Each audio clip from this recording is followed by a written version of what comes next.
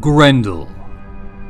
A powerful monster living down in the darkness, growled in pain, impatient, as day after day the music rang loud in that hall, the harp's rejoicing call and the poet's clear songs, sung of the ancient beginnings of us all, recalling the Almighty making the earth, shaping these beautiful plains marked off by oceans, then proudly setting the sun and moon to glow across the land and light it. The corners of the earth were made lovely with trees and leaves, made quick with life, with each of the nations who now move on its face. And then, as now, warriors sang of their pleasure. So Hrothgar's men lived happy in this hall, till the monster stirred, that demon, that fiend, Grendel, who haunted the moors, the wild marshes, and made his home in a hell. Not hell, but earth.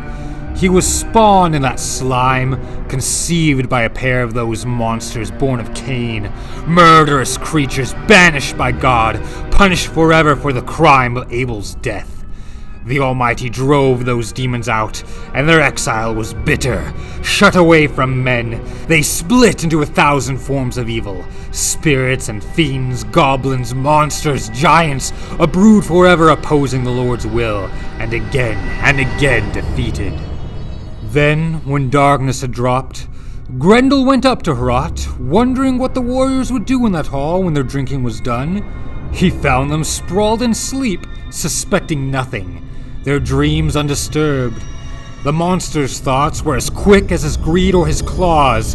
He slipped through the door, and there in the silence, snatched up 30 men, smashed them unknowing in their beds, and ran out with their bodies, the blood dripping behind him, back to his lair, delighted with his night's slaughter. At daybreak, with the sun's first light, they saw how well he had worked, and in that grey morning broke their long feast with tears and laments for the dead. Hrothgar, their lord, sat joyless in Herot, a mighty prince mourning the fate of his lost friends and companions, knowing by its tracks that some demon had torn his followers apart. He wept, fearing the beginning might not be the end. And that night, Grendel came again, so set on murder that no crime could ever be enough, no savage assault quench his lust for evil. Then each warrior tried to escape him, searched for rest in different beds, as far from Herot as they could find, seeing how Grendel hunted when they slept. Distance was safety, the only survivors were those who fled him. Hate had triumphed. So Grendel ruled, fought with the righteous, won against many, and won. So Herot stood empty, and stayed deserted for years, 12 winters of grief for Hrothgar, king of the Danes, sorrow heaped at his door by hell-forged hands.